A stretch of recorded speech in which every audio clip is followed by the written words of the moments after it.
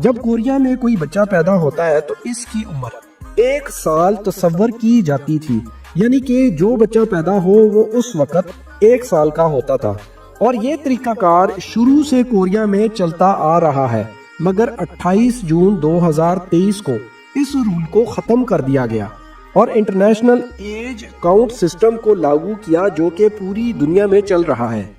Life and culture. کیا آپ جانتے ہیں کہ آدھے کورین کے ناموں میں آپ کو یہ 3 لفظ لازمی نظر آئیں گے؟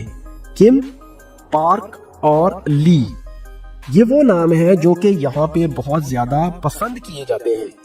اگر کوئی کورین آپ کو اپنے گھر تبدیل کرنے کی ہاؤس وارمنگ پارٹی میں بلائے تو آپ مٹھائی یا کیک کے بجائے ٹشو رول یا لانڈری ڈٹرجنٹ لے کے جائیے گا، وہ بہت خوش ہوگا۔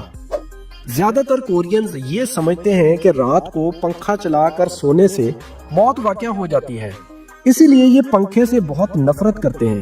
اس کی وجہ یہ بتاتے ہیں کہ رات کو سوتے وقت پنکھے کی ہوا جسم کے ٹمپریچر کو کم کر دیتی ہے، جس سے سانس لینے میں دشواری ہو سکتی ہے اور بندہ مر سکتا ہے۔ ویسے ہم لوگ پوری زندگی پنکھے کے نیچے سوتے ہیں۔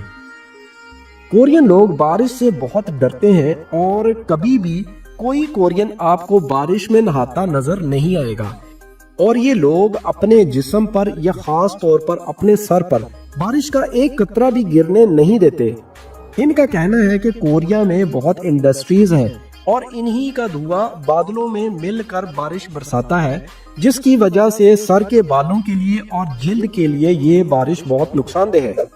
اسی طرح یہ لوگ کپڑے دھوتے وقت لانڈری ڈٹرجنٹ بہت کم استعمال کرتے ہیں۔ ان کا کہنا ہے کہ یہی کیمیکل والا پانی زمین میں جاتا ہے اور بورنگ کے بعد دوبارہ نکلتا ہے، جسے ہم پیتے ہیں، اور یہ پانی صحت کے لیے اچھا نہیں ہے۔ جاپانیوں کی طرح کوریا میں بھی 4 کے ہندسے کو بہت منحوس اور ان لکی سمجھا جاتا ہے، اور یہاں پر بھی بلڈنگوں میں 4تھے فلور کے نام پر F لکھا ہوتا ہے، اور 4 نمبر روم آپ کو کسی ہوٹل میں بھی نہیں ملے گا۔ کوریا میں سرخ سیاہی یا ریڈ بال پوائنٹ کے ساتھ کچھ بھی لکھنا بہت برا سمجھا جاتا ہے، خاص طور پر کسی زندہ انسان کا نام یہ کبھی بھی ریڈ بال پوائنٹ سے نہیں لکھتے۔